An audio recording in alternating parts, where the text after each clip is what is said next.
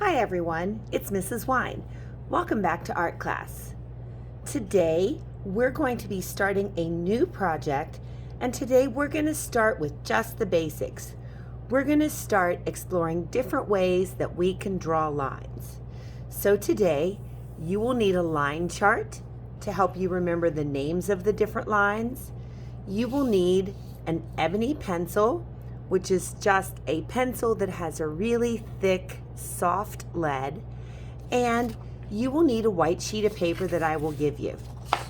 We're going to start by taking this big white sheet of paper, lining it up corner to corner, and folding it in half so it will look like the size of a book. And then what we're going to do is we're just going to start out trying to draw different kinds of lines. You don't have to really think about this super hard. Just take a few minutes and explore with your ebony pencil what kind of lines you could draw on the page. We will have listened to a book and seen a story about a line. So as you're drawing the lines, think about how different lines make you feel.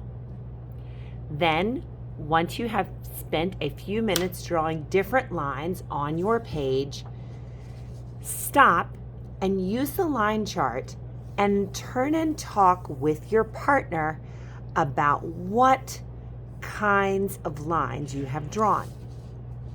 I see on my paper that I have drawn a curvy line. I see on my paper that I have drawn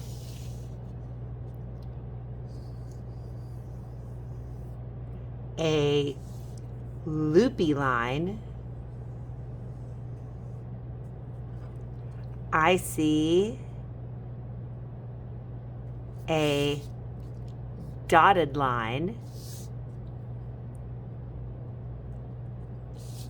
I see a dashed line. And I see some zigzag lines. There are still lots of different kinds that I could draw.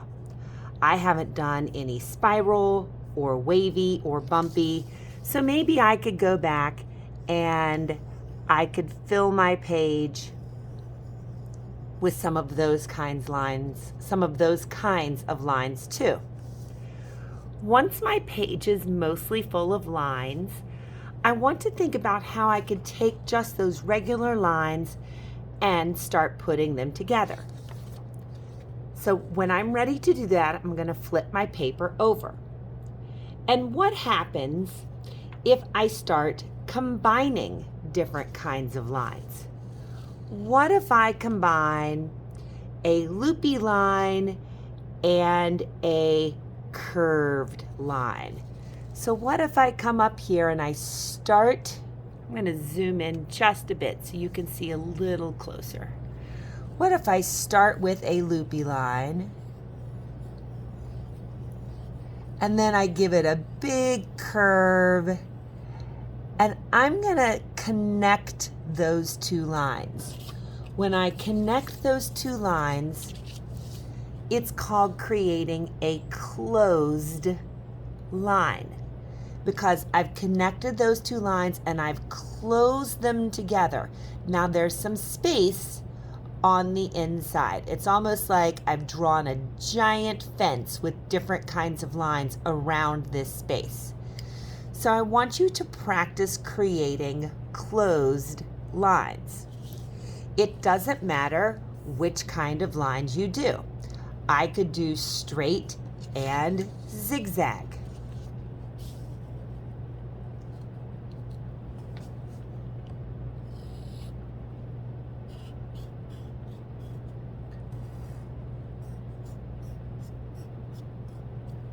Notice how I connected them together so they are closed lines.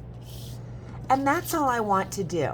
I want to fill this paper with a bunch of different kinds of closed lines. And again, as you're doing that, think about how these different kinds of lines might make you feel. Which kinds of lines can feel kind of dangerous and scary? Which kinds of lines can feel soft and cuddly and safe? I want you to have some fun with this. Just make sure that whatever you're doing, it includes some kind of closed line shapes. And when you do that, what you are really starting to do by closing off those different lines is you're creating some imaginary shapes. Imaginary shapes are just weird, wiggly, made-up shapes. We might also call those shapes organic. So I want you to have some fun today. Close your lines and create some weird, wiggly, imaginary, organic shapes. We will spend some time at the end of class looking at these lines and trying to think about what they remind us of, what they look like, and how they make us feel. Have a wonderful week, and until next time, keep on creating.